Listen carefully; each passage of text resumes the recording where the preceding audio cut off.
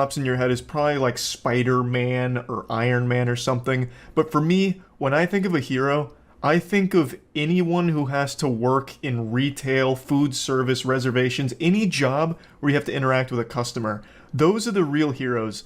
I have always said and always will say that any job that requires you to interact with customers is an absolute nightmare. Hell on earth. You're constantly experiencing the worst humanity has to offer every single day. Swallowing rusty nails would be less painful. And I think that's something that everyone on this planet can agree on, that rude customers are the lowest of the low. I have more respect for cockroaches than I do some douchebag that's melting down in public, yelling at an employee over something they had no control over in the first place. It is one of my biggest pet peeve. In fact, I'd say it's probably my biggest pet peeve. I hate that shit. And today there was a video that was going pretty viral on TikTok about a guy who posted his own meltdown at GameStop, and it is so embarrassing I couldn't help but just talk about it a little bit today. Let me show you it. Hey, what's going on, man? How you doing? Listen, I'm recording you just because I've had the hardest time returning this.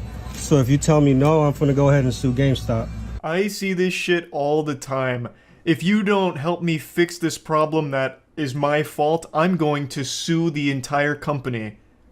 Well, like, what do you expect them to do? Start groveling like, oh no, please, don't sue the company.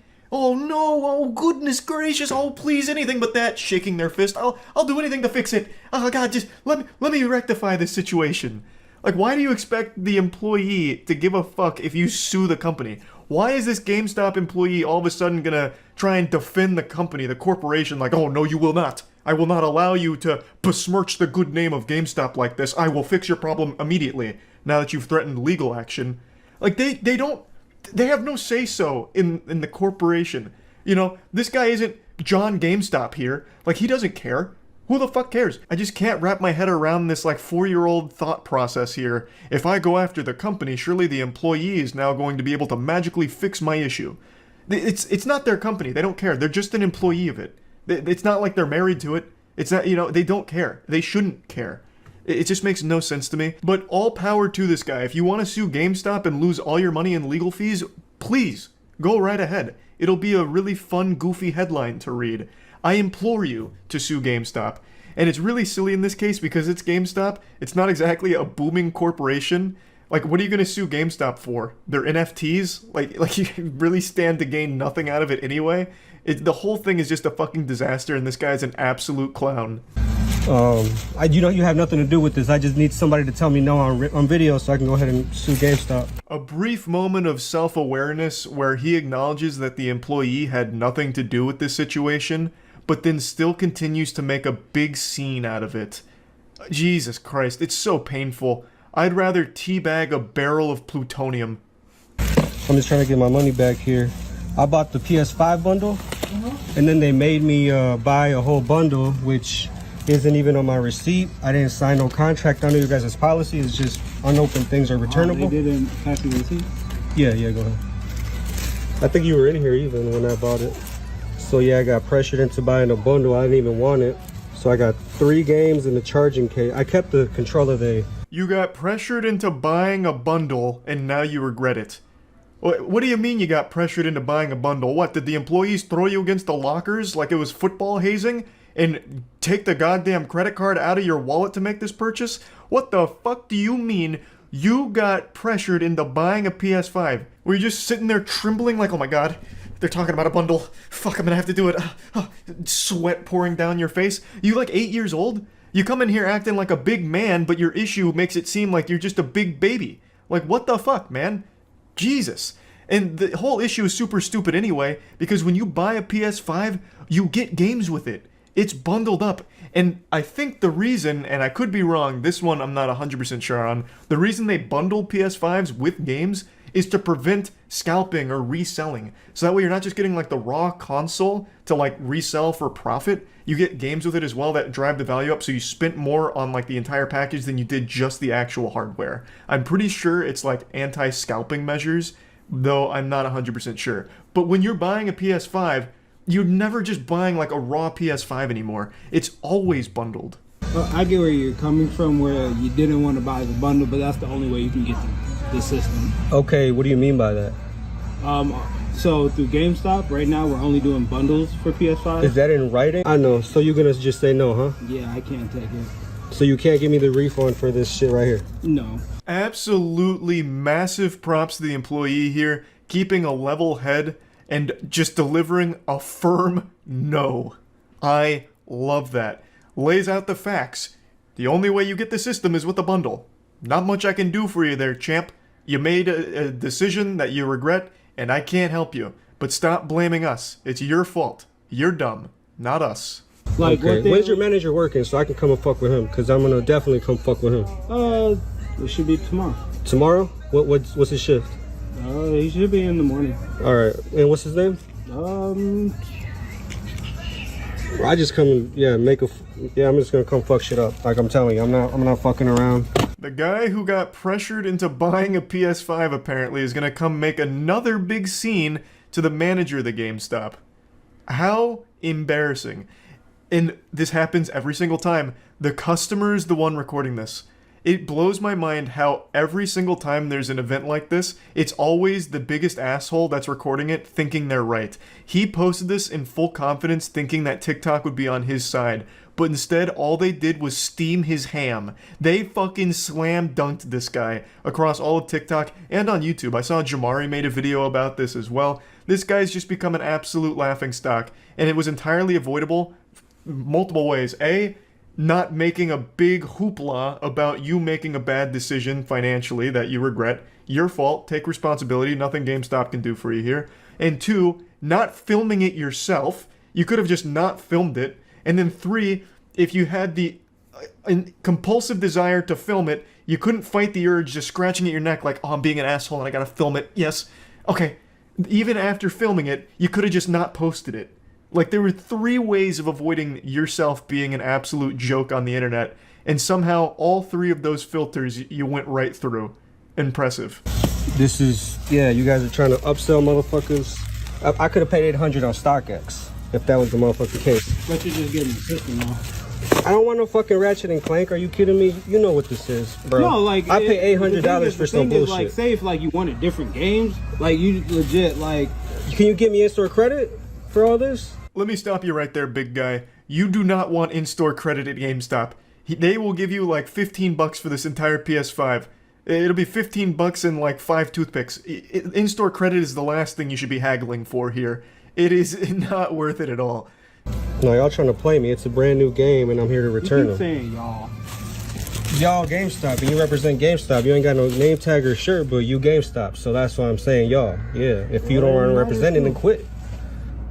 I work. Ah, yes, the classic. You work at GameStop, which means you are GameStop. So all of my problems are your problems. It's I don't even know where to start with what just happened there. Telling him to quit if he doesn't rep GameStop. What does that mean? What are you talking about? This guy is giving you all the answers to your questions and you're still mad at him. It's your fault. You signed the receipt. You didn't have to pay $800 for the bundle if you didn't want to. You not only signed the receipt, you walked out of there and you went home, you marinated on it, and then you came back and made a big scene about it. Like, it's your fault. It's not this guy's fault. Telling him to quit his job if he's not there to, like, fight for GameStop tooth and nail is so silly. Oh, I can't stand, like, customers like this. These videos just always boil my blood. And I've never even worked in, like, the customer service industries or anything like that, but my heart absolutely breaks for the people that have. It seems so miserable. And seeing customers in real life, like, you see the worst fucking people. It's so aggravating. So yeah, I just wanted to talk about this a bit since the video was floating around and content I never knew existed, and now I've become a huge fan of it. It's door-to-door salesmen posting their most embarrassing moments, just proudly posting their own L's, as if it's like a report card to be proud of that's pinned on the refrigerator. It doesn't make any sense. So there's a few TikTok creators I was scrolling through today who claim to be a highly successful door-to-door salesman, but if you watch their videos, almost every single one of them is them making the people they're trying to close on angry, getting kicked off their property, and just generally never succeeding. and yet somehow that's supposed to serve as an advertisement for this product that they're selling to their audience, which is a guide on how to be a successful door-to-door salesman. It just doesn't compute in my little noodle up here. You're selling a course on how to be successful as a door-to-door salesman, yet every video you post is your failures.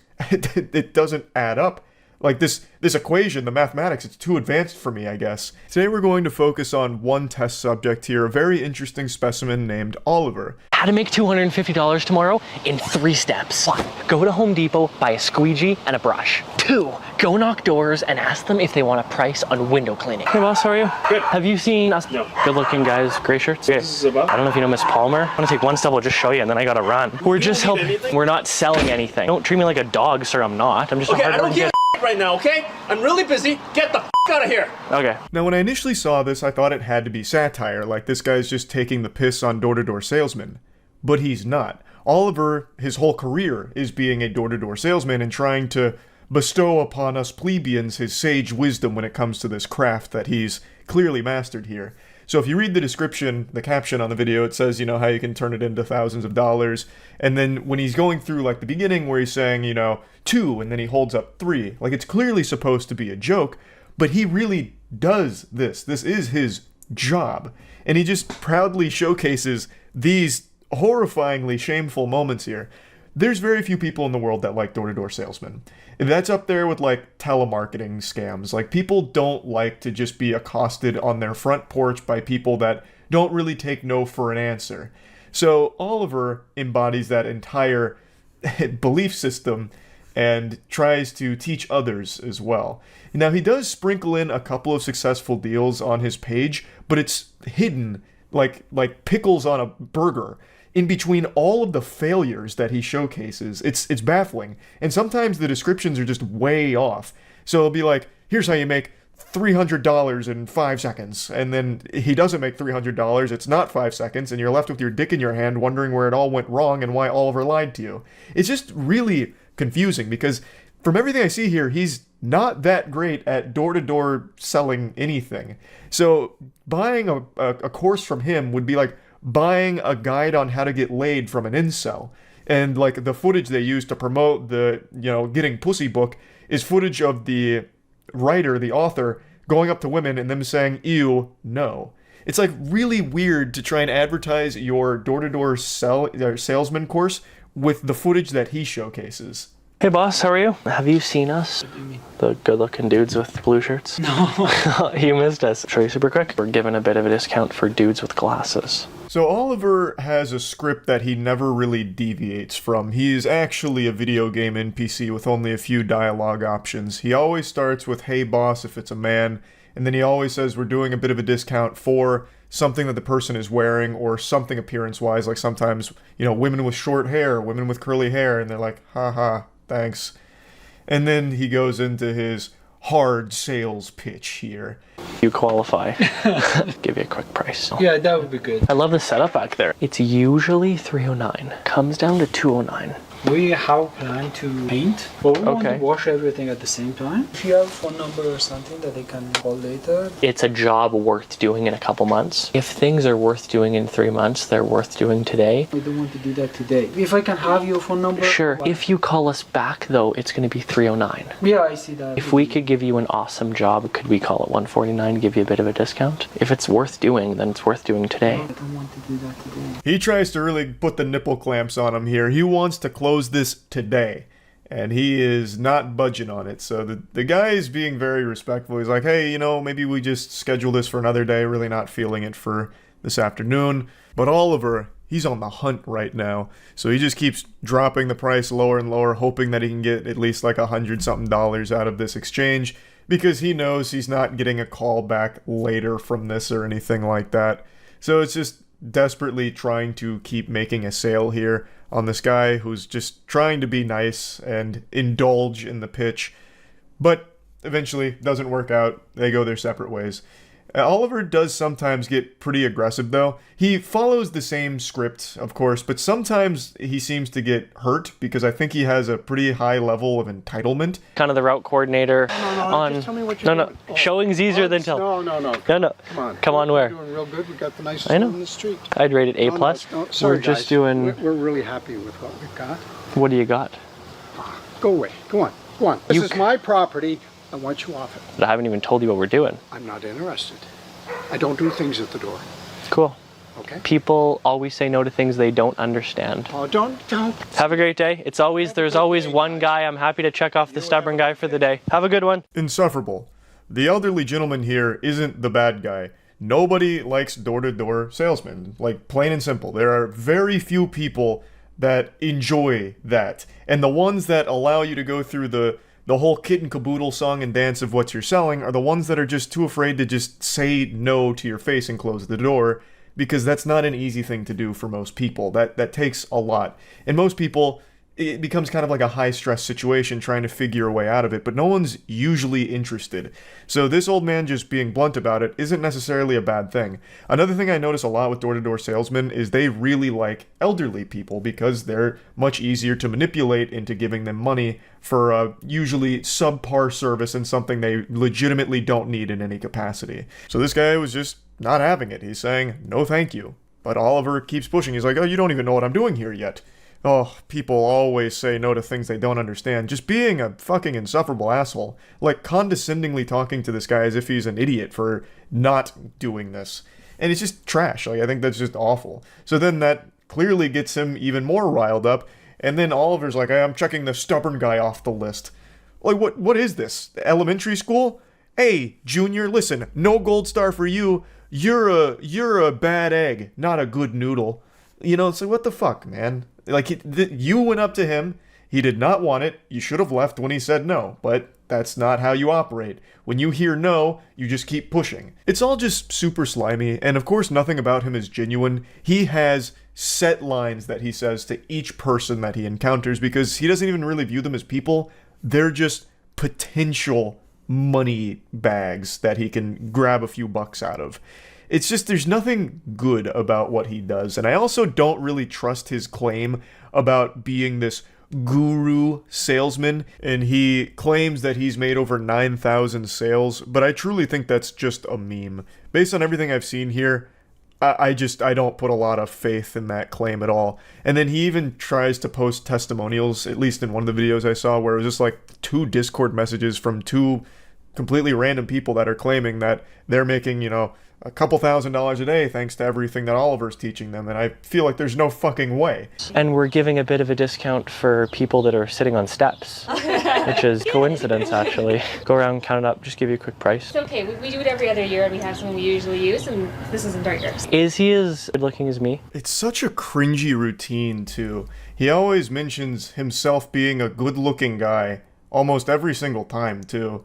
It feels like a lot of insecurity here that's brewing up and that he's trying to mask with this, I guess, bravado, perhaps? I don't know. It's just so off-putting. So pretty much every time he knocks on a door or approaches homeowners at their property, he mentions, like, hey, have you seen us?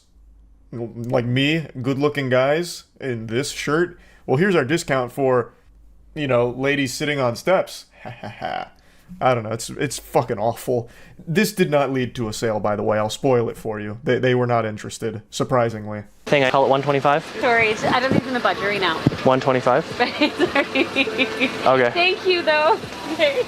The caption on this one literally says how to close deals, and he gets a drive-by rejection.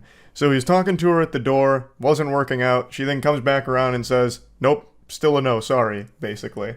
And yet he still says how to close deals, even though, like, if you watch the video, he doesn't close the deal. He gets the door closed in his face, fundamentally. Like, she didn't, like, slam the door in his face or anything, but it was a no. I think that's probably enough clips here. I just find this to be so fascinating to hype yourself up as a guru of a craft, but then all of the evidence you present of yourself being that guru contradicts it, because it's mainly failures or just being misleading.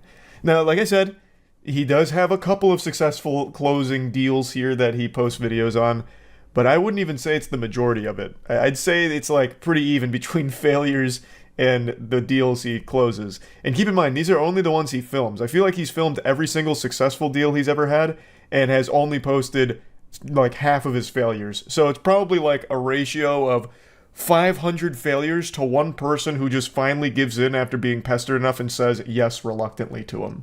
So it's not exactly the best ratio. I'm just spitballing numbers here, but that's kind of the impression I get. I just wanted to talk about it because I didn't even know this little genre of content existed, so I found it interesting. Drink prices at EDC 2024, they're selling cheap alcohol for literal thousands, and even regular water is $90. I saw someone made a post on Twitter about the EDC drink prices, but I didn't really look at it. Let me see. This is pathetic. EDC Las Vegas. Oh man, you know what else is pathetic? Since everything is harvesting my data at every given moment, now Google has optimized my ads, so now it's nothing but magic cards everywhere. Charles, we know you like magic, dangling the carrot. Oh, fuck. It's in me now. Oh god. It's putting the drugs right in front of me. It's taunting. This is pathetic. EDC Las Vegas. Drink prices skyrocket to the thousands. A 6-pack of water would have set you back $90. Is that right? The Electric Daisy Carnival, aka EDC, the Coachella of EDM, has come under fire after bottle service menu from their marquee Skydeck bar was posted to Instagram. Prices shown go as high as $94,000 for 12 liters of champagne, and even a mere 6-pack of water would have set you back $90. The cheapest alcohol on offer was a 6-pack of Heineken or Bud Light for $140. Holy shit. You gotta be the biggest fucking loser to actually pay those prices. Oh, that's shameful. Oh, that's so embarrassing if anyone pays for that. It doesn't matter how rich you are, you're a fucking clown if you pay for that. Yeah, you'd have to be a turbo schmuck. Let me see, hold on, let me see the picture that leaked, because I don't think it's this one, right? Someone said Deserto has it. Alright, what do we got?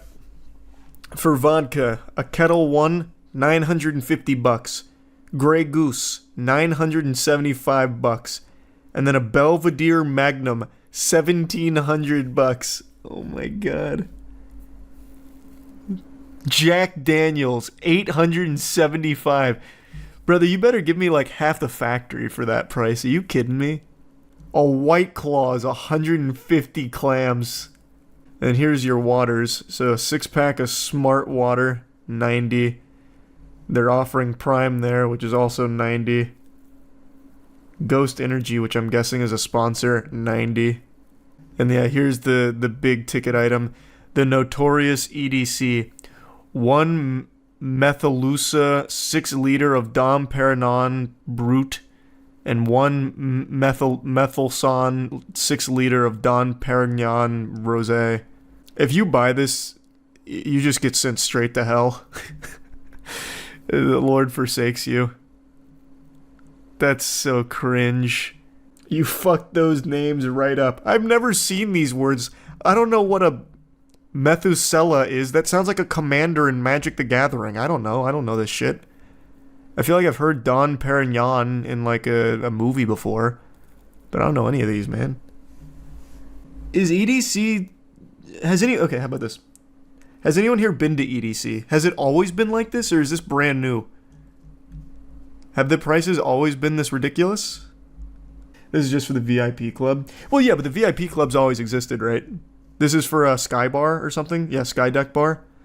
Which I don't think they've just erected there just for EDC. Like, I'm sure that's been there for a while. Let me see. And I'm wondering if the prices have always been like this. Skydeck Bar was opened in 2021. Oh, well, the 3-day ticket to EDC is $379. I actually thought the tickets to EDC would be significantly more expensive. Is 100% just because they can? Well, yeah. I'm sure they'll get some customers. I mean, you only need a couple whales, right, to make this profitable. So I'm sure it's not going to be a failure for them or anything, but it's still embarrassing. Also, is this like normal for them? Let's see. Where's their menu? Live webcam. Well, this is what Skydeck Bar looks like right now, I guess. Cool. I'm guessing that the prices aren't normally like thousands of dollars for a single shot of whiskey or whatever, because I bet watching this live cam, you would probably see people throw themselves over the edge. So I'm assuming they're just jacking it up for EDC. And there's a receipt online of someone spending over 200K at EDC 2022. Did they get laughed at? Relentlessly, because they deserve to get bullied for that. In EDC... Yeah, wow, wait, this is normal. These goobers actually do just pay this. A supposed receipt from the VIP bar at EDC Las Vegas shows an astronomical $323,000 tab. Wow. Here's the grand finale. I am speechless. Wow. What a fucking loser. Oh, well, hey, look, wait, this guy actually bought the... Wait, it looks like their prices are cheaper this year. This guy bought a $100,000 Ace of Spades Brute and a $90 Ace Rosé. The highest they offer this year is $94,000, and then the second highest is $54K. They're actually being far more financially conscious. They're basically giving those away now. It was a lot worse in 2022. I guess here, I'll give everyone a little pro tip here. I would say, if any of you live in Las Vegas, over the next week and some change, do everything possible to work at Skydeck Bar for EDC. Because the gratuity on this is absurd. A $46,000 tip, and all you had to do was bring 2 shots of whiskey and then a little bit of champagne. Anything you can, get that job. I'm betting they don't get that gratuity. Yeah, I'm sure they take a percentage of tips as well. They seem like the kind of place that would. What is the this is such a fucking sham. Their admin fee of 9%, $20,848. What is the admin fee? What in the fuck could you possibly be scalping for that? That's a $9 service charge. We had to open the bottle. Man, this place... Oh my god, this place makes a killing off these idiots. Holy shit. Yeah, wait, no, the water was cheaper back then. $75, now it's $90. Damn you, Biden! You're ruining our EDC prices! This guy spent 167 grand. Made it clear that it wasn't theirs. Oh, yeah, no, I don't think the actual Twitter account is this. I don't think this guy is this check. I'm sure he just saw this and posted it. I'm just talking about the actual guy, whoever did this. And this. 70,000 in tips is crazy. Hey, that's what I'm saying. If any of you live in Vegas right now, try your absolute best over the next week or two to get a job at Skydeck Bar. Whatever it takes. By any means necessary. These tips are ballistic. Apparently, if you buy a drink at Marquee Skydeck, they would also give you a golf cart ride to your table. Oh, so that must be the admin fee. Oh, wow. Okay, now it makes so much sense. That's so cool. So this is different from normal Skydeck, right? This is a totally separate one, I'm pretty sure. This is Marquee Skydeck. Let's go this way. Whoa! Wow, this actually looks straight out of John Wick. Cool look. Oh, whoops. Whoa. Getting dizzy. Cool looking dance area, that's for sure. Actually, it looks less out of John Wick and more like out of Max Payne 3 when he goes through that club. They've also got inverted flight controls and it's throwing me off. Let's go this way. What's over here? Ugh, God, Jesus!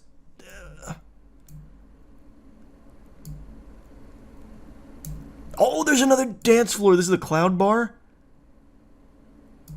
Probably only 50 grand for a shot of urine. What's this way? Who are these guys? Who do you know here? How much did you pay? Why can't I go there? This can't be the whole facility, right? Just this one area? Oh my god, fix your controls. Oh, no, there's multiple dance floors. I think. No. Wait, that's not multiple dance floors. I just went back to the same one.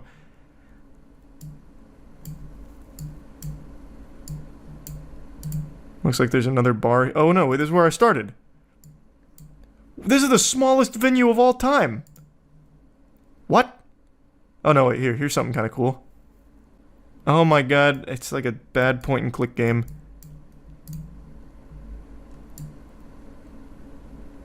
No, this really is just an extremely small venue. 100K for drinks in a 2-bedroom apartment with a dance floor. Yeah, more or less. I think, again, I do think those are two separate weirdos that post content online. I get really excited when I find a new entertaining goofball. And over the years, I've kind of made this collection in my little noodle up here, like a little mental museum of my favorite internet oddities. And I'll sometimes just get the urge to see how they're doing. So I'll go to their content, put their sack in my hand, and tell them to cough, to give them a checkup, just to see what's going on and have a little laugh. And recently, I was made aware of one of the most bafflingly delusional content creators I've seen in quite some time, which is a TikTok psychic named Ashley. I made a video on her going over her whole situation. I'll break it down just in case you don't know who this is. Ashley is a self-proclaimed clairvoyant psychic who tries to solve real-world mysteries. She uses less reasoning than Scooby-Doo does in the cartoon. Like, she doesn't even bother actually investigating. She just makes up fan fiction that she pulls out of her ass and then tries to portray it as the truth. So she recently made like 100-something TikTok videos accusing a woman named Rebecca Schofield of being the person responsible for the murder of 4 University of Idaho students. This is a complete baseless claim. She used tarot card readings as well as her own patented method of tapping into the universal consciousness, surfing the cosmic vibes of astrology or whatever, and accusing Rebecca Schofield relentlessly of being the murderer. She's now being sued for this because, as it turns out, Rebecca Schofield is completely innocent. It seems Ashley is going to need to spend a little more time mastering the avatar state to get the proper information, because here's the main suspect, Brian Kohberger. Now, even if it somehow turns out by a crazy plot twist it's not Brian, even though there is a ton of fucking evidence behind it being him, it is still 100% not Rebecca Schofield, as Ashley has claimed hundreds of times now. Now, you would assume that a rational person, after being sued for defamation for accusing an innocent woman of being a murderer, and the most likely real murderer being arrested, you'd think that she'd then be like, yep, looks like I was wrong, this is a big boo-boo from me here, sorry about all that. The natural next step would be apologizing and trying to move on from it, backpedaling like, looks like I made a mistake, the spirit realm was, the Wi-Fi signals were blocking it and I didn't have my shungite around me. But in the case of Ashley, you'd be wrong, because she commits even further to the delusion, and even after the threat of being slapped around legally, she is still maintaining that she's correct and everyone else is wrong. I'd like to show you some of these TikToks, and I already did talk about some of these in the last video I made, but I actually want to bring this out to a bigger topic, and that's people's inability to accept responsibility even when faced with the absolute truth. People are so afraid of being wrong that they will just do the most unrealistic mental gymnastics that you couldn't even write in a fucking cartoon in order to justify how they're still correct and they're not wrong. I've seen this all over Twitter. When someone gets dunked on Twitter, like they get provably dunked on with facts, logic, evidence, they still will discredit it or come up with some reason that evidence, the facts, the proven truth is wrong and they are right. It's this weird defense mechanism that's so infuriating. You see it all the time with flat earthers. How many times have flat earthers proven with their own experiments that the world is round, and yet they still decide to believe that it's flat? It's people still just wanting to feel special. And it doesn't matter what you bring to them, no matter how bulletproof the evidence or the truth is, they'll just decide not to care. They'll just go back to that belief that makes them feel like they're above everyone else and their intelligence is unrivaled. It really grinds my asshole, like chafes the fuck out of it. I went on Ashley's TikTok today because I thought it'd be fun just to have a little giggle. but as I watched her videos, that smile quickly turned to a frown, and I just got so frustrated listening to her try and justify how she's still right. Also, let's pay attention to the statement the University of Idaho gave regarding the lawsuit that Rebecca Schofield has against me, but also the accusations that I made that she was the one who ordered and who is responsible for the murder of the 4 University of Idaho students. It says, while this lawsuit is a private matter, U of I does not condone spreading false information and find this particular allegation to be one of the worst we have seen. That sounds reasonable. Straight and to the point.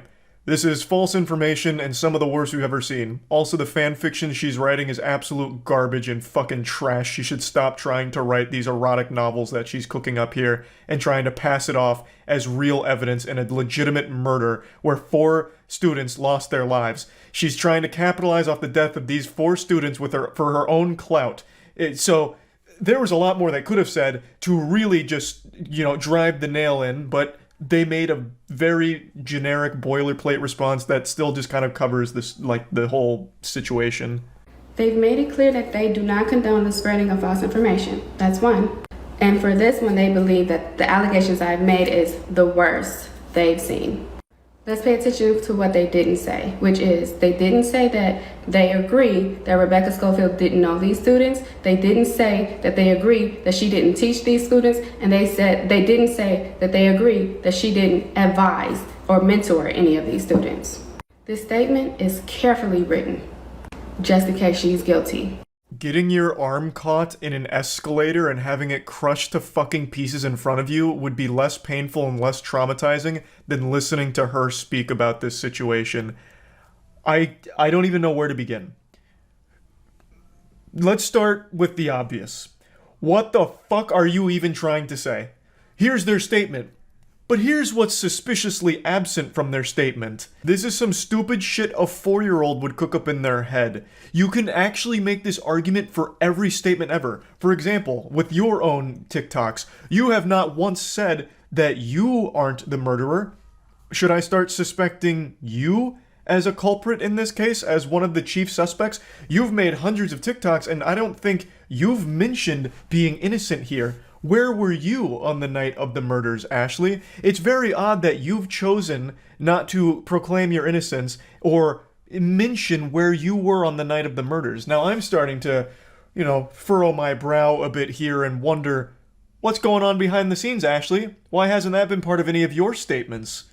Peculiar, isn't it? They didn't address any of the brain-dead shit that you said in this TikTok in their statement because they didn't fucking need to. It's already been proven by law enforcement that you're just wrong on every single goddamn claim. It's a lot of people on YouTube, on the news and articles, the comments, TikTok videos, whatever. When the truth comes out and you see that I'm right, I just want you guys to leave that stuff up and stand on what you said. Don't delete it and try to bandwagon. Stand on it. Your arrogance makes me want to cry. Ashley, if anything comes out that's even remotely adjacent to you making a claim that's almost grounded in reality, I will actually shit my fucking pants. Of course I will keep it all up. For those that don't know, a bulk of her claims were about Rebecca Schofield and her internalized lesbianism, where she was an advisor or a mentor to one of the students and she fell in love with her, but this conflicted with her traditional values, and then the student, she was kind of old, and then, but what about Rebecca's husband? And she just made like a 50 Shades of Grey novel around real murders and blaming a real innocent lady for all of it. And not only her, she also throws another real person under the bus as a potential murderer here, talking about how they, fucking formed this kind of villain alliance here and hired assassins to take out the students. It's an unreal amount of garbage, and it actually does make me upset that she truly believes it so firmly. I took a nap. I tried to quit, but I can't quit. And I don't even want to cry on you, but when I went to sleep, I had a dream. And in the dream, it was Kaylee's mom and Kaylee's dad. And I was by Kaylee's mom, and we were just crying. And that is so hurtful. But anyway, I'm not going to quit. I've mistakenly let them lead me into masculine energy, which is protective energy, Because of the lawsuits and all the negativity and the media and the comments and things of that sort, I've let them force me into masculinity, protective energy. But I should have continued to focus on what I know, which is feminine, intuitive, receptive energy. Absolutely disgusting. She's now talking about how one of the victim's parents came to her in a dream and they were crying together over all of this. And then, you know, all of the negativities forcing her into masculine energy. Whatever the fuck that means. I did, however, get a laugh out of this whole, like, masculine versus feminine energy thing, as if it's just something that can wash over you because some people left mean comments or called you out on your bullshit. Like, damn, goodness gracious, I looked at a piece of wood today and the masculine energy nearly made me pass out. Or like, hey, Charlie, we're going to a bar tonight, are you in? Nah, sorry, I can't, bro. I ate a Pop-Tart earlier today and I got hit with some childish energy, so now I'm no longer old enough to drink. But you guys have fun tonight. Just such a fucking stupid, silly thing. Long story short, I'm not posting no more free information regarding this case online anymore. You got people on here asking me information and using my information, then turn around and saying I'm crazy or leading protests against me and allowing me to be badgered. Even when she does decide to shut the fuck up, which I imagine she was advised to do by a lawyer who's instructing her to stop, hit the brakes as hard as possible and stop posting this shit, she still tries to spin it as like a victory for her and we're all the bad guys for calling her out on how deplorable the whole thing is. So yeah, I just wanted to go over this because I am so tired of people just refusing to accept reality. Like, there's nothing wrong with being wrong. Like, changing your beliefs is a natural thing. It's healthy. You should change your beliefs. You shouldn't have the same beliefs right now as you did 10 fucking years ago. You should be evolving as you're getting new information, you're learning new things. Your beliefs should also be evolving as well. There is no reason to stick to something that is provably wrong and false. It just makes no goddamn sense, and it made me upset today, damn it, and I needed to rant. World, but this, I've never seen. Never even thought of, to be honest with you. I think few people on the planet would conceive of something as foul as this.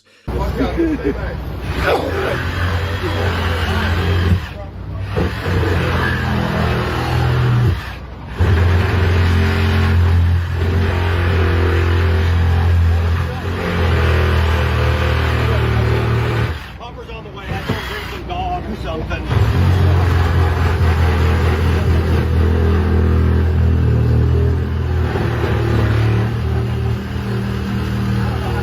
Yeah, those are firefighters cutting open, carving up a fucking porta potty shitter. Like it's a Thanksgiving turkey. And they're not doing it just for fun or because someone dropped their phone in there or something like that. Because a human being is stuck inside of that right there. Inside the actual stew of the porta potty, the guts.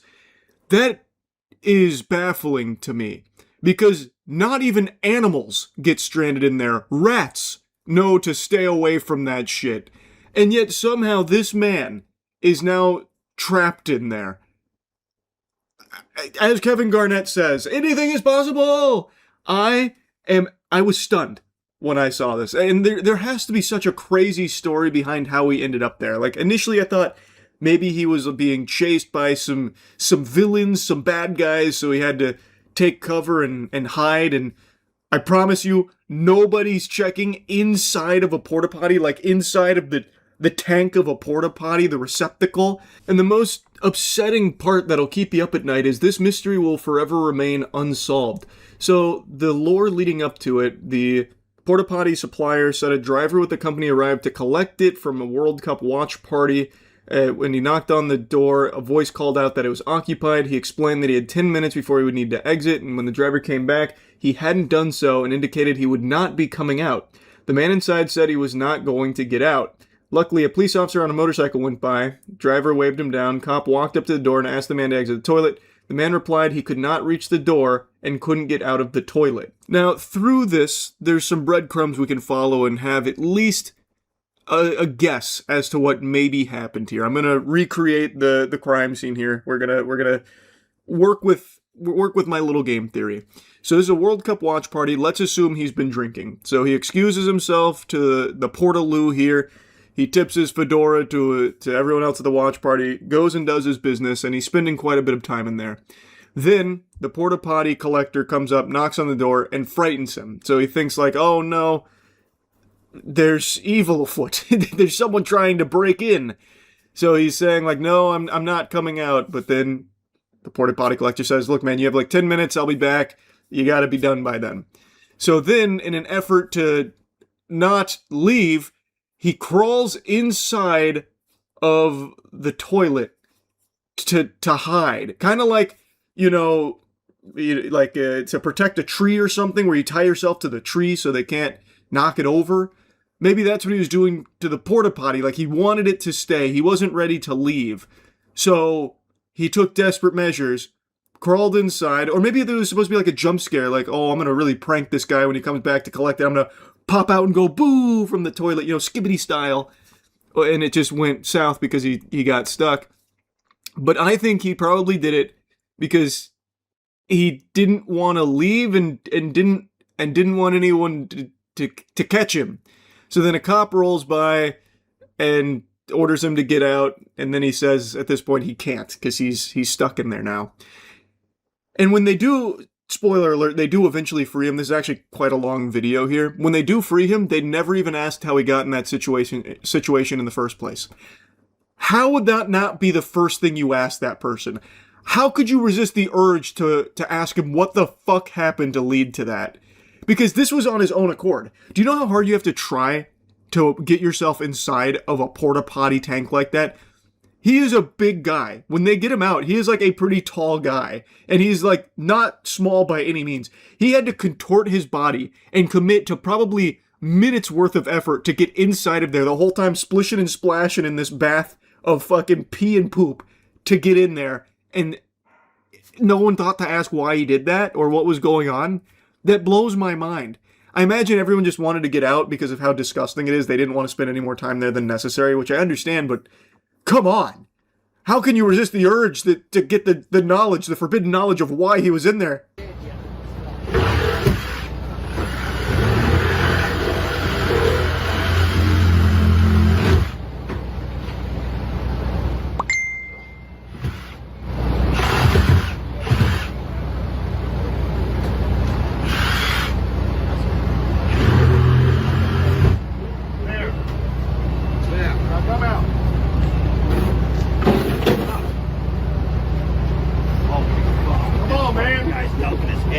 I know.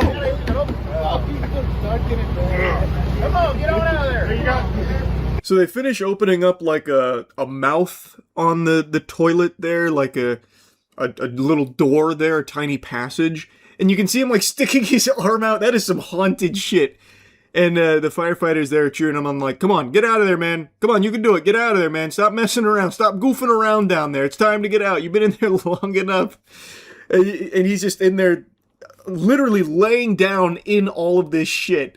It's unthinkable to me. Holy. Your bitch notice. Bro, come out. You're gonna look out of there. Cut all the way down. Watch your fucking self. Get it way back. We're gonna cut all the way down. Get way back. Watch your arm. Where's your arm at? Yeah.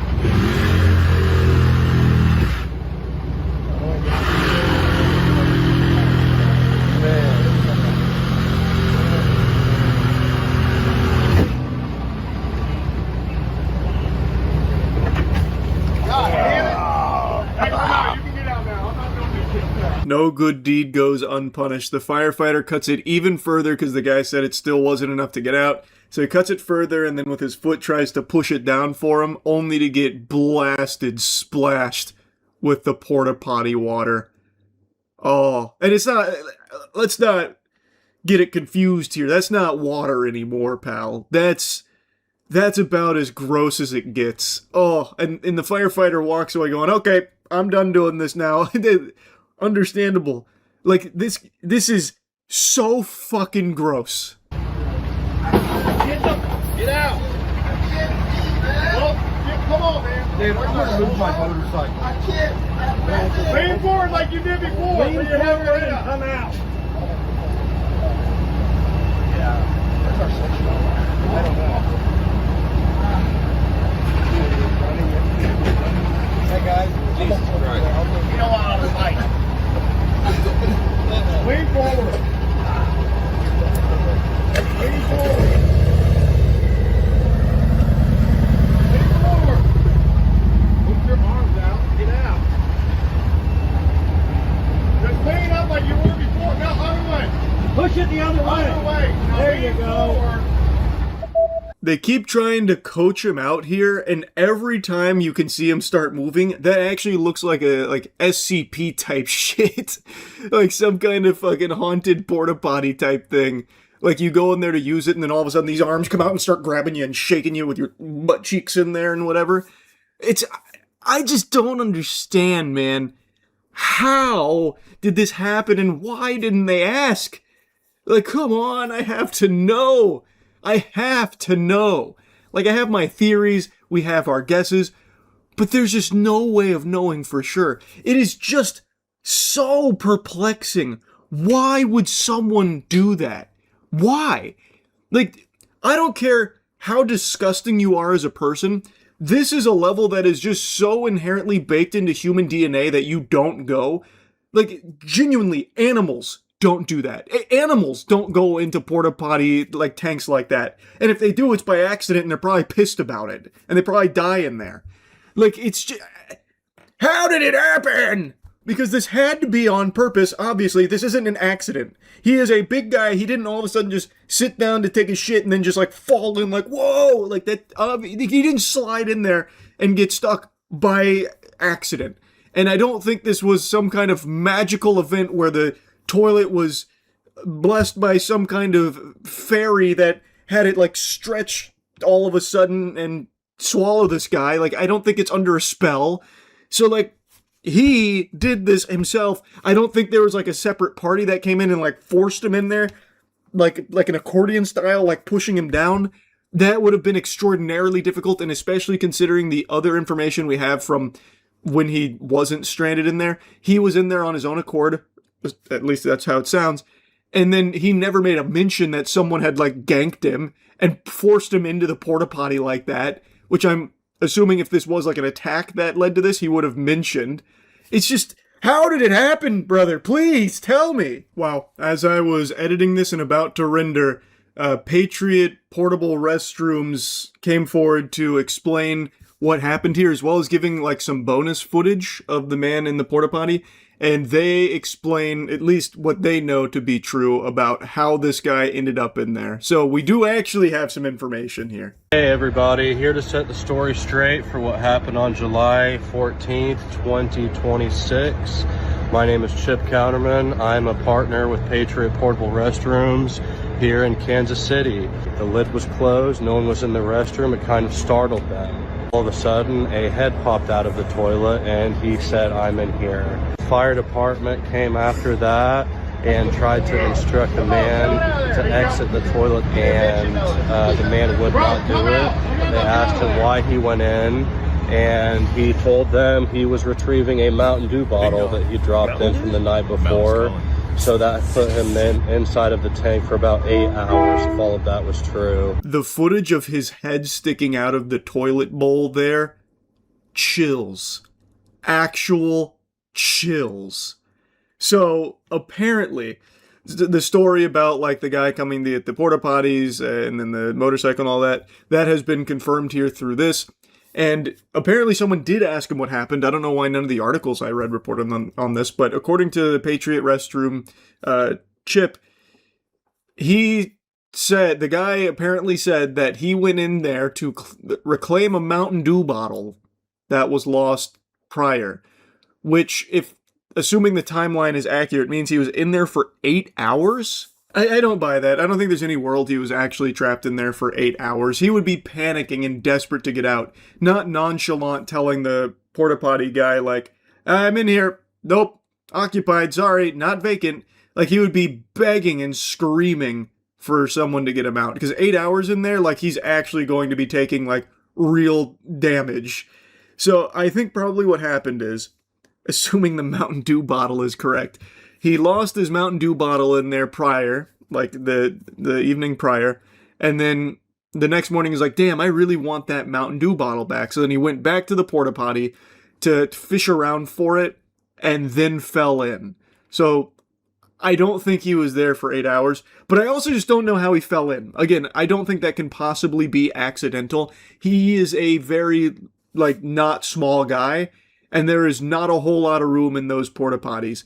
So, like, maybe if he found the Mountain Dew bottle floating in the very back, maybe he could, like, stretch far enough and start, like, climbing in to reach it, and then maybe fall in. But even then, I find that hard to believe.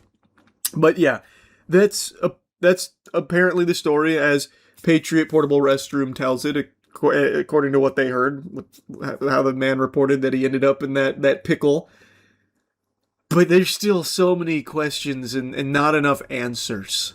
Lean forward! I ain't listening to shit! Lean forward, put your hands in the fucking thing! Listen! No, I'm not listening! Put your hands in the thing like when you were when you first showed up! Hey, these screws are down in that door! No, they aren't! Lean forward, dog! Listen! I'm not listening! Lean forward like you were before! Now you're just talking now! Listen! No, lean forward! Put your head through the hole! You got to move! Get the fuck out of there! Hurry up! Bro, come on! Man, the screws are sticking out! So lean forward like you had your head through the first. You got space now! No, you lean. Stick your head through! Put your head through the hole! No, lean your head through the hole, cuz! I'm the dumb fuck while sitting in a fucking urinal. That's real smart to say. The firefighters aren't even bothering to hide their contempt here and disappointment and anger about this whole thing, because it is just a miserably disgusting experience. And this guy in the porta potty there has the gall to call the guy who's freeing him, saving him, a dumb fuck. And the officer's like, really? Fuck me? Look at you, man. Look at where you are. Like, the gall. Shocking. So he's trying to say, like, the screws are sticking through, which I imagine they probably are, but you can definitely get around that. He does have quite a bit of space now, especially considering where he was when he got himself in here in the first place. So maybe he's just having fun in there in the adventure. And honestly, like, it does look more spacious in there than I would have ever thought. There is a full human being in there who is fully outstretched, and still I can't see, like, exactly how deep it goes, but it still seems like there is room to maneuver. Shocking amount of depth to these porta potties, I suppose. Get out of there. There you go. Now take your left arm. Take that left arm, put it straight up. Put it straight up. Look at these fucking screws. Bro, put that arm up. Bro, listen. All you gotta do is check this thing before it come out. No, you can put your left arm straight up. Listen to me. Left arm straight up. There you go. Now lean forward. Lean forward. Keep leaning. Put it back a little. Come on. Man, I can't. That one felt pretty close. I really thought he had it there. Because it looked like he did only need to lean forward and he would basically be clear. Like, the screws that he's referring to, I think, are on, like, the sides near it. It's hard to piece together, and I don't know the anatomy of a porta potty all that well, especially not from the inside looking out like that. So, I feel like if he did lean forward there, he probably would have just been able to slide on out. Like, the plastic's probably pretty sharp, but I don't think, like, it doesn't seem like it's sharp enough to have, like, cut him or anything, so probably would have been able to get out right there if he had committed to, like, leaning, I think. I think the firefighter was probably right. Watch your head, okay? Do you, like, carry Vicks that you can put under your nose? Don't move.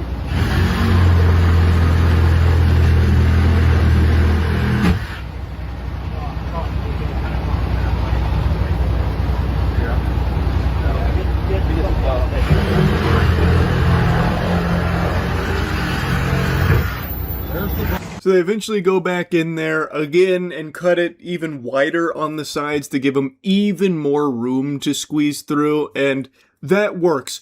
But unfortunately, the person filming doesn't capture the moment that he gets out. The most important moment of the whole video, the climax, was not captured on film. The amount of blue balls in this video and story is just, it's criminal. How would you not film him getting out of there? Why? It hurts so much. Like, there's some bonus footage of, like, his head and stuff now from Patriot Portable Restrooms short, but I can't find, like, the director's cut here where they have more of that. So, and I've looked everywhere. Like, I don't know if I've just missed it somewhere, but I have tried very hard to find, like, the full thing of him getting out, and I can't find that. Which hurts.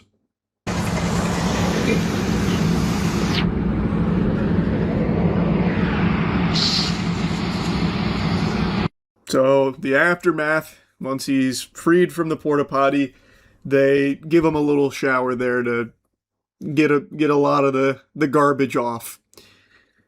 What a wild situation. What a crazy scenario there.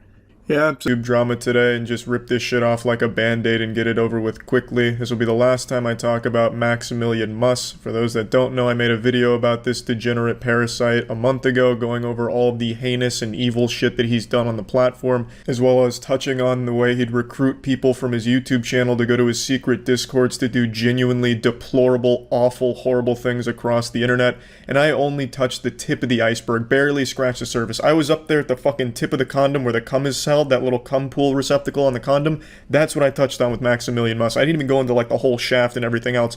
I gave a very rudimentary breakdown of some of the awful things Maximilian Muss has done. Max is a human pinworm, just an asshole shit-eating parasite. In response to the video I posted, he started losing a lot of subscribers, and his fragile insecurities couldn't handle his number going down, so he deleted his channel and then put it back up today, hoping that enough people had forgotten the controversy so they'd stop unsubscribing to him en masse. Max has clearly tied a lot of his self-worth to the numbers on the screen and couldn't bear to see the numbers going down any longer, especially since it's entirely his own fault and it should take full responsibility for the actions that caused all of this in the first place, but he doesn't have that level of self-awareness. So when Max was seeing the numbers go down, he threw in the towel for a month, took a break, and today, just like a gopher, he decided to pop his curious little head out of his hole, and he saw a shadow and decided it's time for 2 more hours of YouTube drama. He posted this video saying that I slandered him and everything I was saying is a lie, with no proof, except for of course the things that are completely proven and even things that he openly admits to and proudly talks about, such as the time he told his community to harass the girlfriend of a YouTuber he didn't like once her father passed away. After her father passed away, he told his community to go spam homophobic and racist shit and insult her father and insult her and just harass her relentlessly during that moment. He proudly talks about it, saying he'd do it again. And of course, Max's micro penis gets semi-chub, thinking back on those glory days where he would put a small Twitch streamer's link in his Discord, ping everyone in his Discord, which was thousands, and had them go spam homophobic and racist shit on the person's channel just to ruin their day. And especially women, he would have them insult their appearance relentlessly and tell them to kill themselves. He talks about this, he's open about it, he doesn't try and hide that, but since I brought up some things that he does try and hide, well now all of a sudden we've got a problem and now I'm accused of slander and lying. So I want to get ahead of this and just do a full goatsy and just go fully in here and give you all of the information about Max that has also been shared with the proper authorities. In Max's response, he harps on 3 major things. The first being a screenshot I posted for a few seconds that he claims is a fake screenshot. Now, I'm not going to be here and get into the weeds of it and split hairs. It's entirely possible that is a fake screenshot. Screenshots are very easily faked, and I don't work for a fucking FBI's crime lab. I can't verify the authenticity. I can't go in there in the fucking blockchain and piece together the puzzle pieces and see if it's real. I can't say with certainty whether or not it's real. So if it is fake, then I should have done more to verify its authenticity, and I do apologize for that. But what I can say with certainty is there was very clearly a problem with how women were treated when in his community. After posting the video, I received no less than 50 to 100 emails from victims of Max and Max's community in the Discord. These were women that came forward all sharing very similar stories and talking about the horrible things that they would encounter in that Discord when they would try and speak. They were oftentimes goaded into sexually explicit conversations and often baited for nudes. They'd try and get like nudes out of them or some shit like that. They shared a lot of information and a lot of disturbing screenshots of conversations in the Discord, none of which I will be sharing here to protect their privacy, but again, those have all gone to the proper channels. So there's very clearly a problem with the way that Max and his community would treat women that were inside of the Discord. Now, if this screenshot is fake, again, I do apologize, and I should have done more to make sure that I was sharing only the facts, the most accurate information, and this one is now questionable, so I shouldn't have put it in there. Moving on to the next part that Max likes to defend. This is a hill that he's trying very hard to die on. There was a part in my video where I talked about the time he made a mentally ill man eat his own shit on stream. He claims that he never threatened him into doing it, he only encouraged it. So, basically, to break down the situation again, there was a man streaming, and I hadn't watched the entire stream start to finish because it was extremely hard to sit through, but I muscled through this time to get a better idea of where Max would be coming from in trying to defend this seemingly indefensible action of pure degeneracy. But I watched it, and Max is right. He never at any point said he was going to kill him if he didn't eat his own shit. Instead, all he did was use his mental illness against him and manipulate him into eating his own shit.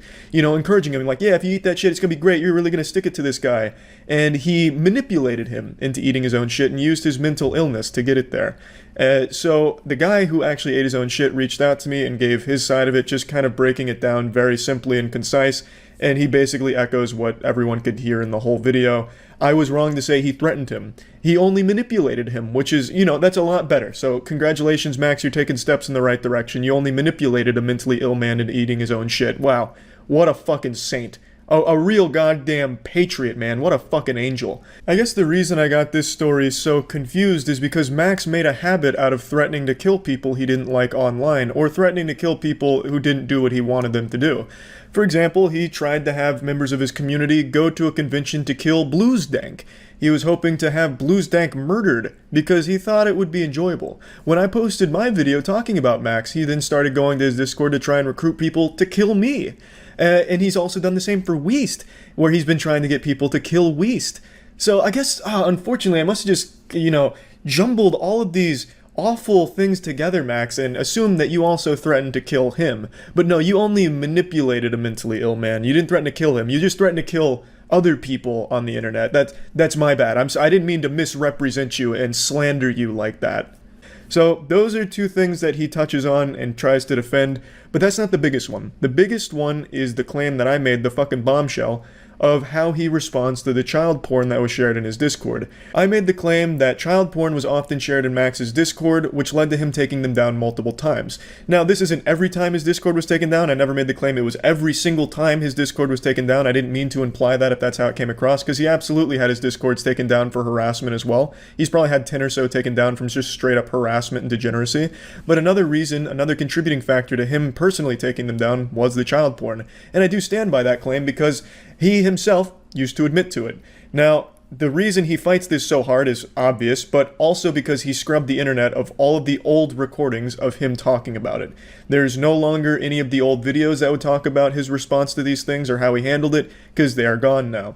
What does exist is some evidence that I still have compiled, and I'll share some of that. Now, in his response video, he of course has another guy fight his battles for him, and he calls all of this into question because I didn't fucking show the child porn.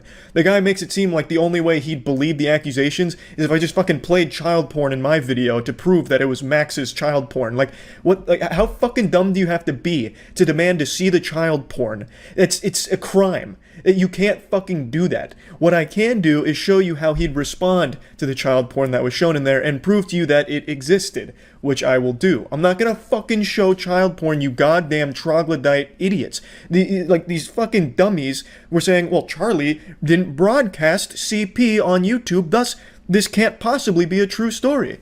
Like, you have to have negative fucking brain. Like, you have to have stupid brain to think that that's the only way to prove the existence of these things. It's crazy. So let's go ahead and really dive in.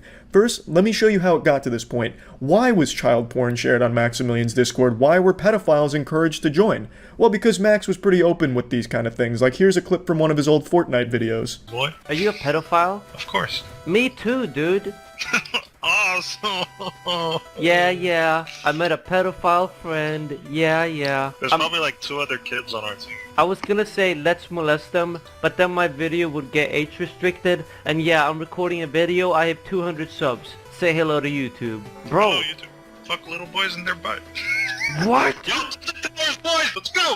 Taking home. People are gonna watch this in the future. I'm live streaming for the future, man. Guys, when I say I have sex with the children, it's a joke. Wink, wink. Of course. Wink, wink. Many winks. Where'd you guys land? Max used to, and still currently does, joke about being a pedophile, and like I said in the initial video, used to write off the sharing of child porn in his servers as a joke with his community, and that it wasn't a big deal. He, again, has scrubbed the audio that used to prove those things, because he must at some point have realized that you can't just fucking say that. But there is still some screenshots which I'll share with you. But let's just go ahead and ease on in there. Let's just start by dunking our tippy toes here into the cesspool of Maximilian Must. Let's just go ahead and dip one toe into this fucking septic tank. This is, of course, the classic screenshot from a month ago. This is like a beautiful painting from Max here. This is like a Van Gogh. This shit's like in the anime when the villain really wants to be caught, so they just keep throwing clues out there until they eventually get caught. This is a month ago. So he's clearly still making these pedophile remarks and joking about being a pedophile and shit like that. So it's not like he's changed much since his 2018 video I just showed you a clip of. He's still very clearly encouraging this kind of shit. So he still does make these jokes, he still makes it seem like pedophiles and all that shit is welcome in his community. So it's no surprise to see that these kind of like-minded people would flock to it. Yes, of course you can clearly tell he's making some kind of effort to make a joke, but it clearly isn't a good joke if you're getting real pedophiles that are sharing child porn in your server now, is it, Max? So, like I said, he used to defend the sharing of child porn in his servers as a joke, and I'll go ahead and show a few screenshots of that. But first, let me prove to you that it used to be shared. Mudahar, who's a man I trust dearly in situations like this, who has worked in cybersecurity for fucking years, it is his fucking profession. If anyone can verify the authenticity of something this heinous, it would be Mudahar. And Mudahar sent this message to confirm it's real, and this has of course been forwarded to proper authorities as well. And if that's still not enough, if you don't want to take Mudahar's word for it, on the day I posted my video talking about this absolute fucking disgusting homunculus Max, on that day, his Discord mobilized to weaponize heinous content involving minors. They started sending that shit to people in my Discord, which, really fucking low shit. And of course, Max stepped up to say, hey, wait a minute, you can't be sharing that kind of child porn, that's not good. And Max, being the hero he is, said this. Wow, just look at how noble this guy is. You know, fuck firefighters, those aren't real heroes. Max is a real hero. Look at the way he puts his foot down here. Yeah, really stepping up to stop this one, Max. And now I'm gonna take you back to the past to look at a YouTuber who sucks ass. It's Max. So, this is from 2018. This is a message Max posted in the Discord. Now, I know many people can easily say, Charlie, this could not be his account. This could be somebody impersonating Max. There's no way to prove this is his account. There's no way. This is clearly someone just impersonating him. Only that you can prove it's his account. For the first screenshot, I was actually in the fucking Discord when he made the message, and he was the fucking host of the Discord, so I know that one was Max. This one, I can tell you it's Max because someone actually recorded the entire fucking Discord before it got nuked, where this right here, this account, was the fucking host of this goddamn Discord as well. Thus, Max's Discord. So I'll show that video real quick. Now for the skeptics out there, the people still believing in reptilians and flat earth, this may not be enough to convince you of everything I and many others have said about Max, but unfortunately this is all I have to show you. There's some other things that I can't share with you that have just gone right to authorities. A lot of former friends of Max have come forward and told me a lot of the awful things that they would do together with Max, feeling regretful, which is good, and I appreciate the bravery that it must have taken to admit to some of the shit that they put others through on the internet. So hopefully they learn from this experience with the Maximilian Musk cult. It's really very sad stuff, and I'm sorry if this still wasn't enough to convince you of the claims, but this is all I can really do. The reason Max defends this so vehemently is because he has done a great job of trying to scrub all of this information from the internet. Back in 2018 or 2019, I could recall a few videos that had him talking about it, but I cannot find those anymore.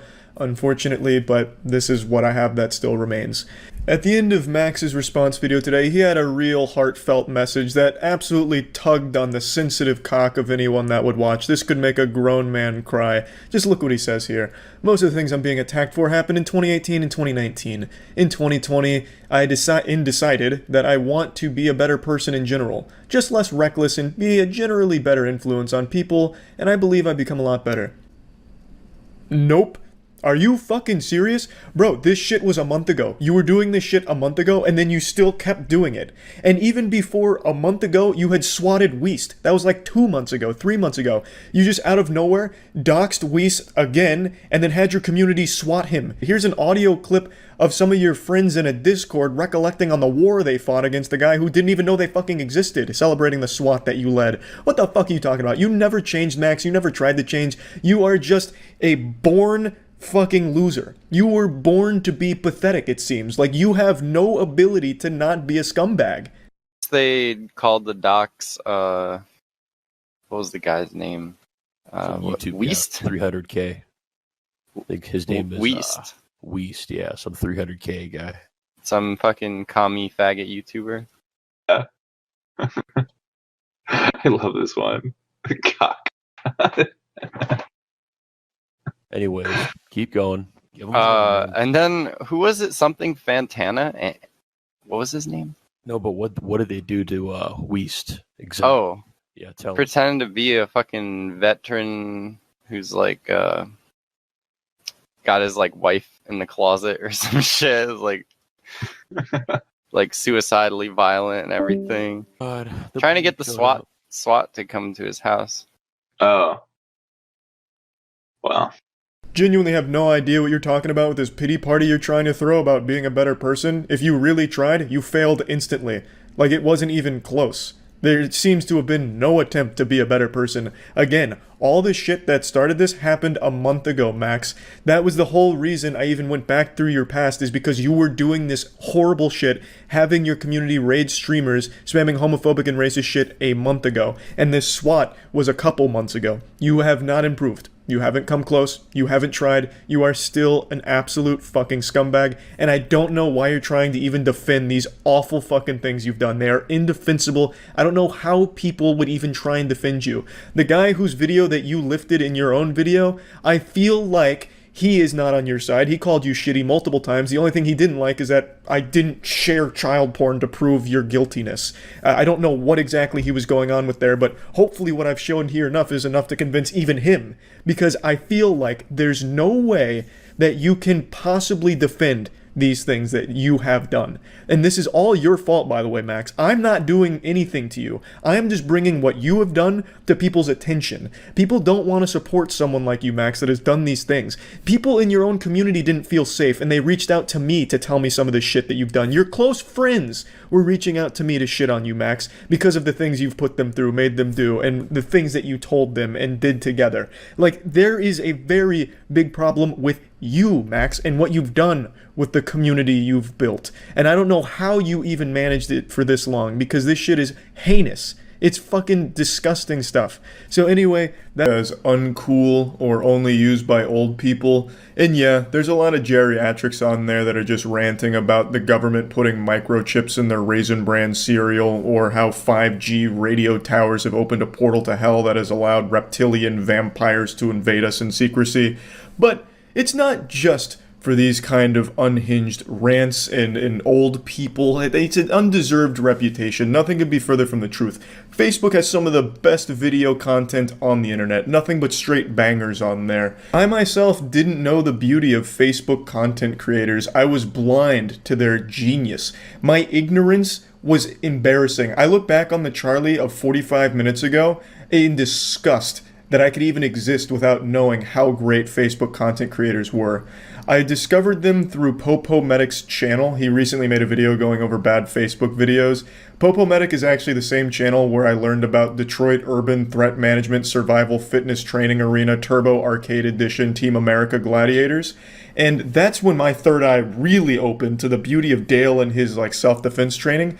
So I went back to Popo Medic, and I've been checking in on his channel every now and then since, and I saw this about Facebook creators, and I was like, huh, I'd never really gone down the Facebook content creator rabbit hole, so this was completely uncharted waters for me. The creator we're going to focus on today, his name is Jabrizi, and I actually recognized him because he used to be pretty big on YouTube for doing magic tricks at rap concerts, and his magic kind of slapped, like it was good stuff.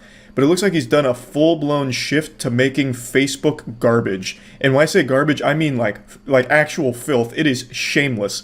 So you know on YouTube how a lot of creators will pad their videos to get over the 10-minute mark because they make more money for it?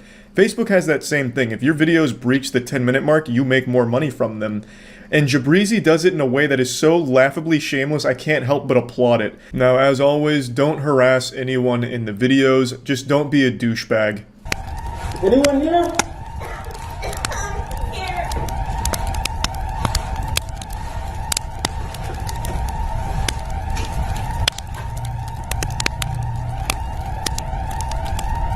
So then he just stays in that room for the next 9 minutes. That's right, 9 minutes you just sit here looking at the same hallway with nothing changing, just to make the video long enough to go over the 10-minute mark. The laziness is impressive, and this isn't like a small Facebook creator. Jabrizi has over 10.4 million followers, with videos getting over 100 million views sometimes. So this is the big time, and he's able to fucking squeeze them for all they're worth.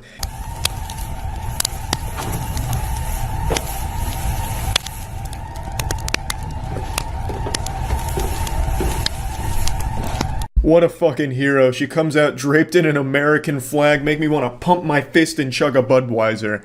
He is only on screen for about 8 seconds of this 10-minute and 18-second video. The other 10-minute and 10 seconds of this video is spent on just a hallway with nothing happening and a stock alarm sound effect. The laziness is absolutely admirable. Like, it is so fucking impressive what you can get away with on Facebook. It blew my mind when I saw this one here. And people in the comments eat it up. There are people like, yeah, thank you for supporting firefighters. This is amazing. I was glued to every second of this one. I was on the edge of my seat. But then there's also equal parts people being like, why is it so long? Nothing happens. It's a waste of my time. But it still has tons of views. Like, he gets so much money off of doing these things. It's completely effortless, and he's striking gold. He really is. I can't even be mad at him. He literally takes a concept that is about 30 seconds worth of content, if you can even call it that. And here it wasn't even 30 seconds. It was literally about 8. He takes that and then just fills the other 10, 15 minutes with nothing. Literally nothing. He just literally has a still image, basically. An unchanging shot of nothing. It's like that, what's that guy's name? John Cage, the guy who went on stage and did 4 minutes and 33 seconds of nothing while he sat at a piano. He was supposed to give a concert, but instead he just sat there on his ass and just like hung out for 4 minutes. And people applauded as like a really incredible piece of art. That's basically what this guy does with every video, and he makes a ton of money from it. And you're gonna see the gift. It's directly to your right, okay? Ready? 3, 2, 1. Okay, uncover your eyes and look to the right. Now, you'd expect her to see that her 2 children are right there, but she doesn't. And then you would expect her to, like, open the present and see them shortly after. But she doesn't. They dragged this one on for 16 and a half minutes. Yeah, no fucking lie. It is constant edging and blue balls, if you can even call it that, because it's not like you're excited. You obviously know all of this is fake as long as you're not like actually senile or actually 2 years old. You clearly know this is fake, but the entertainment is supposed to be from like the feel-good nature of it, but here you don't even get that. It is just stalling and stretching and stalling and stretching. It is painful. So we decided to split the street. My brother and my mom have 2 siblings, have 2 moms, so the past 2 years, so we put 2 flags up, and now this is so special that we decided to split their flags on and off. Okay. When you count down 5, no, it's, I would say a pair of things, but it is more than one thing. Okay, I'm gonna spoil it. I'm gonna get into it. Okay. Okay. You gotta do the first gift for mom's the last gift. Let's go. Just go. Right? Okay. Luggage. It's luggage. You. Turn that off. Remember off the desk. Babies are gonna love this. 5, 4, 3. When I get to 1, just pop out, look inside. Okay. 2. Are you ready, Mom? Yeah, I'm ready. 1. Go. Okay. Just go. Just look. Just look.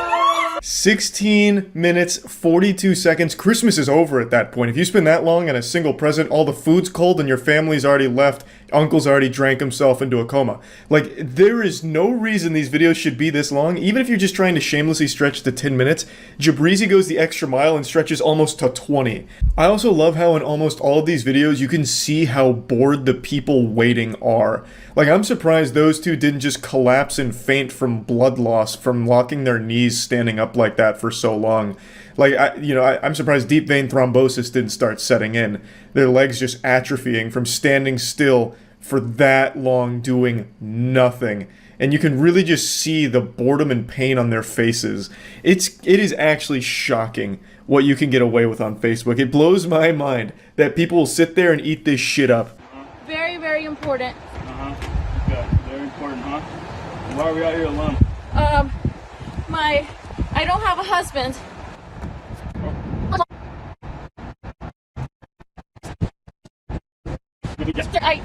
Hey, keep your hands. Sir, look. 121 million views on that one.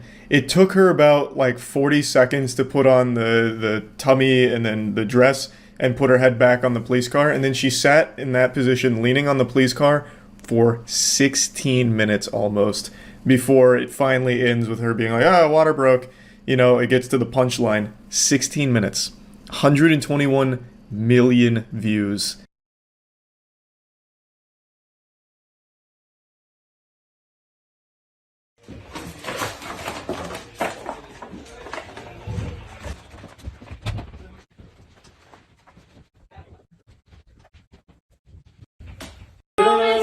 I really wasn't exaggerating when I said almost every single one of these videos is exactly the same like this, where they all stretch with nothing in there, just shamelessly padding for the most amount of money they could possibly get out of the system. It's fucking wild. Anyway, I just wanted to share this because it blew my mind to see this on Facebook. I imagine he's not the only one doing it. I imagine this is probably pretty common practice, but this is the only one that I saw. And probably the biggest, over 10.4 million followers that all watched this. So, yeah, I just thought it was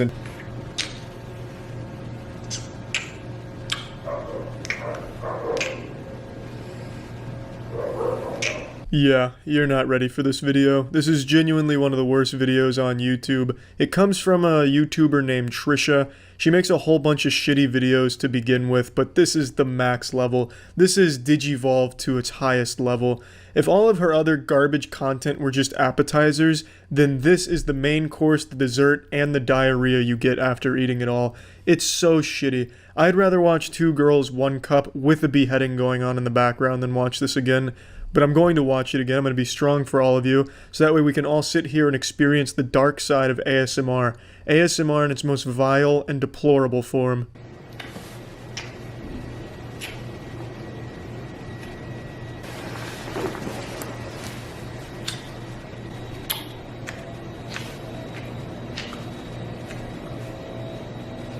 The video is called Making Out with My Couch, and that doesn't even do this justice. She does far more than just make out with the couch. Look at the alien underneath her. Look at the fear in its eyes. It looks like it's a hostage on Jeffrey Epstein's private plane. This whole thing is so avant-garde. I can only pretend to comprehend the full scope of Trisha's magnum opus here. The inner mechanisms going on in her mind, the neurons that are firing, her creative genius is on full display. Fantastic. At least that's what the comments would have you believe. People fucking jerked off to this. I don't know how you can even listen to this without getting squeamish.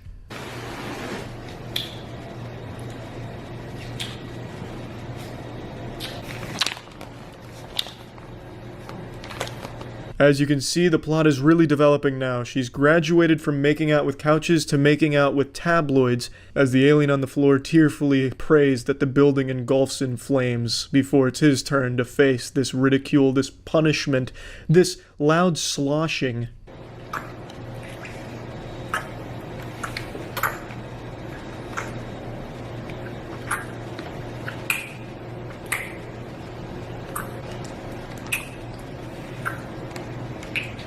This isn't even kissing or making out with the Sprite bottle, it just looks like she's eating it like corn on the cob. I bet there's a good handful of people that watch this and thought to themselves, maybe I don't really like Sprite all that much anymore.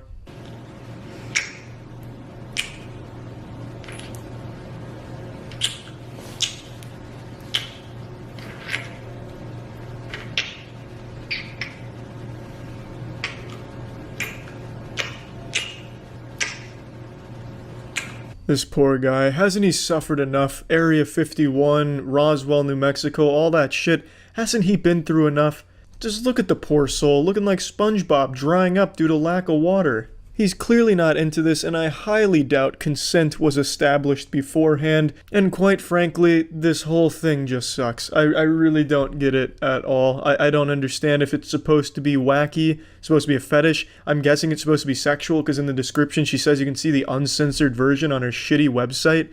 I really don't understand it.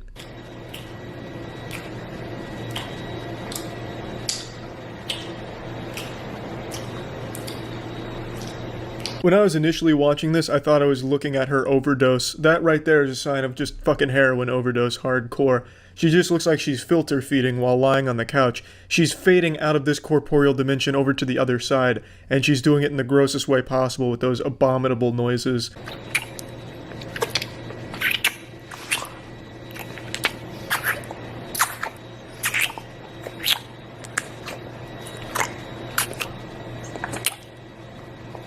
This is just straight out of a nightmare where you have like a deep South Alabama grandmother coming to make out with you on the lips and you can't stop her. This is just gross to watch and listen to.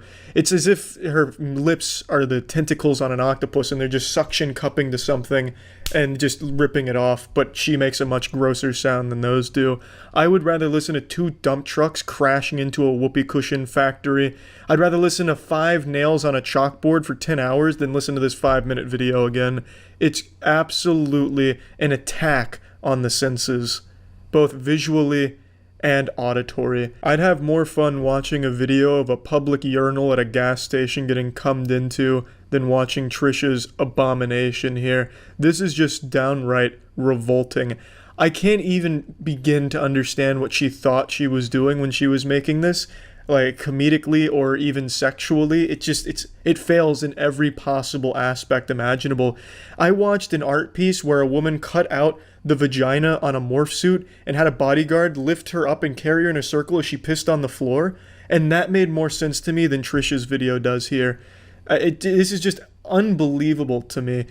She must have thought it was a good idea at some point. Yeah, I'll get an alien for a prop and make out with it. I'll make out with my hand. I'll make out with the camera. It's so lazy even in its attempts to be weird. She doesn't even have good props. It's just whatever fucking garbage she found lying around her hotel room or wherever she is. It's weird and shitty.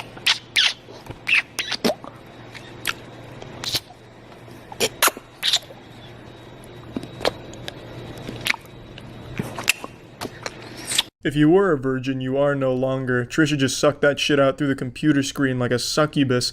I feel violated, absolutely violated, like I just sinned and now I need to go to a confession at the church. Yeah, overall, just a super uncomfortable and shitty video. I understand she made it probably for attention, but not even that really worked for her. I guess it kinda did, but it was a massive net loss in subscribers for her when she posted this. And she's been doing this for a while, just really bad, shitty content to try and stay afloat, I guess. But it's not really working. It's just really pathetic at this point. You the worst streaming platform ever made. And that's not an opinion, it's an objective truth. I'm sure you're subscribed to many different streaming platforms, and I'm sure there's some that you feel are better than others, but I promise you there is none worse than what I'm about to unveil to you right now. I just learned about it from a couple of YouTubers who covered it, Curtis Connor and Chad. It's a platform known as Real Short. More like real shit, am I right? More like feel short, because I'm 5'6" and it hurts. Real Short is a new platform that just launched pretty recently. Let's take a peek at this catalog here, because they got some fucking heavy hitters. The Double Life of My Billionaire Husband, Fatal Temptation Between Two Alphas, Goodbye My CEO, Fated to My Forbidden Alpha, My Gorgeous Wife is an Ex-Convict, The Reborn Wife Redemption. You cannot convince me these aren't ChatGPT generated titles for like throwaway romance novels. This sounds like some shit Chuck Tingle would write. Chuck Tingle is an author known for things like Dr. Bigfoot, Attorney at Large, Pounded My Butt in Court, Space Raptor Butt Invasion. This is that level of title for these Real Shorts romance movies. Fucking Goodbye My CEO and Hello to Ghost Pirates That Haunt My Butt. Now I bet you're just foaming at the mouth, salivating for some of these incredibly enticing films. But what if I told you that the idea behind this is even worse than you could possibly imagine? It's not just cheaply made movies that cost less than $50 to produce and put on the platform. It actually goes a step further into unreal lunacy. So, they will film like a 45-minute or an hour-long movie, but they try and make it fit into the modern brain rot zoomer who can't digest more than 30 seconds at a time. So, that 45-minute or hour-long movie is broken up into 50 to 60 episodes on the Real Shorts platform, and each episode is about a minute long at most. So you watch these movies scene by scene, but it gets worse. We've only just scratched the surface of this scab, and it only is continuing to fester beneath. So, you can't even watch scene by scene until you finish the film. They have their own form of currency on the platform, and in order to watch the next scene after you finish one, you have to pay for it. And how do you earn that currency? By watching ads. But not just like a normal ad break, which will sometimes be longer than the entire fucking scene you just watched, but you'll have to marathon ads in order to earn enough currency to pay for your next scene in the movie. So what happens is, you sit down to watch your favorite movie, Fated to My Forbidden Alpha. You meet Beta Drake and you're like, damn, what's Beta Drake about to do next after the alpha's just fucking flexed on him? And you can't wait for the next scene, but then bang, you're out of Real Shorts schmeckles and you can't pay for it. So now you have to spend like 5 minutes watching ads so that way you can afford to watch the next scene in the movie. It's so unbelievably degenerate. Now, Curtis Connor in his video on this pulled up one of the developer responses on a review where someone was complaining about how many ads they have to watch in order to just get the next scene. And this is what they said. Hi, you have 15 to 20 ads to unlock episodes for free per day. Each ad is up to 5 to 45 seconds. Our team is working hard to improve users' experience. You can also earn free bonus with following ways. 1. Daily check-ins. 2. Watch ads every day. Oh, perfect. That's just what I wanted out of my streaming platform. A place where I can go to watch ads every day so that way I can kind of get drip-fed the worst movies ever made. You can replay the whole series after you unlock all the episodes. Many users like Real Short stories. Your higher star will give our team a great incentive. This is not a real human being. This has to be an AI experiment. This is primitive Skynet that's just testing human stupidity. I can't help but appreciate the shamelessness to, after all of the hoopla about ads, then say, give us more stars because it's good incentive for the team. You fucking goofball. This is the worst idea I've ever seen. I am sure you watching this have had some bad ideas in your life, but rest easy knowing no idea you've ever had is this bad. But you know what's not a bad idea? Going to my first live event that's 5 days from now. It'll be September 8th through September 10th. There's still tickets available, so get them while they're still around. We're going to be doing meet and greets as well as filming a music video with all of you that attend, and most importantly, celebrating a world championship win, hopefully, for our team. And I haven't mentioned this before because I completely forgot to, but the venue we're doing it at, the Straz Center, is actually offering discounts to all of the local universities. So if you're a student at like USF, University of Tampa, Full Sail, FGCU, UCF, you can get a discount on tickets. Tickets are $25 per day or $60 for all 3 days. It'll be about 5 hours-ish per day worth of fun, just a big party. So get the tickets at strazcenter.org. I'll put a link in the description. It starts September 8th, so we're coming up on it. Now, I've gone over all the shortcomings of the platform itself, but what about the quality of the movies? Does it make up for it? Are the movies good? And the answer is yes, if you're missing your frontal lobe. These abominations can't even really be called movies. That term is getting used real loosey-goosey here. That is being super generous. If I accidentally turned my phone camera on and hit record while going to the grocery store and had it recording the entire time in my pocket, that would be closer to a feature film than anything on Real Short. All of these videos feel like they were made by Darman after coming close to death with a fentanyl overdose. And then he also just happened to really get into producing some softcore porn shots. Because surprisingly, there's some actual softcore porn on this platform that doesn't verify your age, by the way, which is really weird, sketchy shit. It's all just a disaster top to bottom. Drink you asked for? Bitch. Are you blind? Jackson is obviously busy.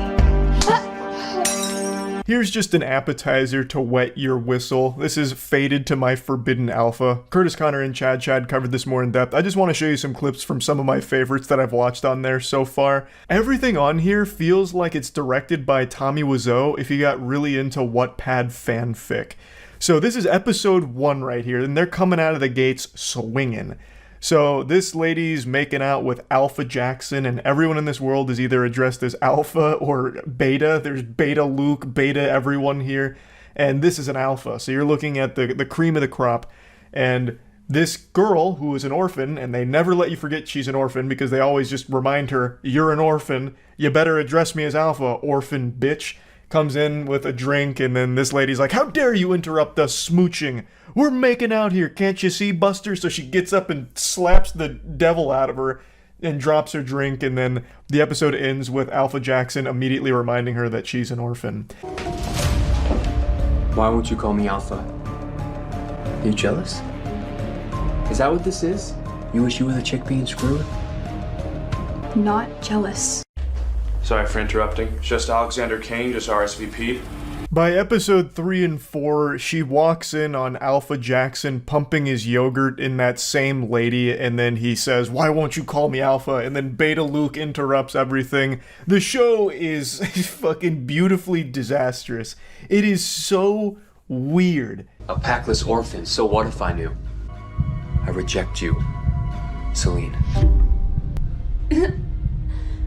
Being rejected by an alpha must be brutal.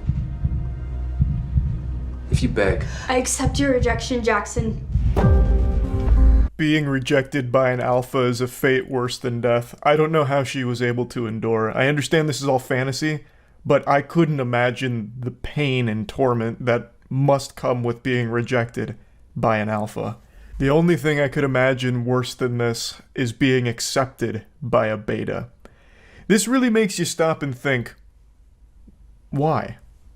Who the fuck made this? Who wrote this? I really think it is AI generated, but let's suspend disbelief for a moment and assume that somehow living, breathing human beings with a pulse actually sat down and wrote this. Their minds need to be studied because this is impressively bad.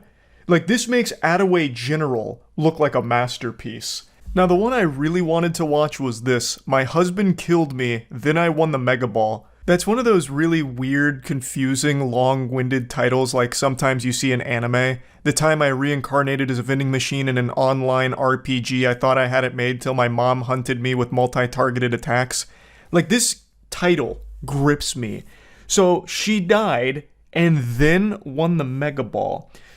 It's an interesting series of events here. Adoria Cummins gets murdered by her husband and is taken back in time. She uses the knowledge from her previous life to get revenge on all of those who wronged her, starting with winning the Mega Ball.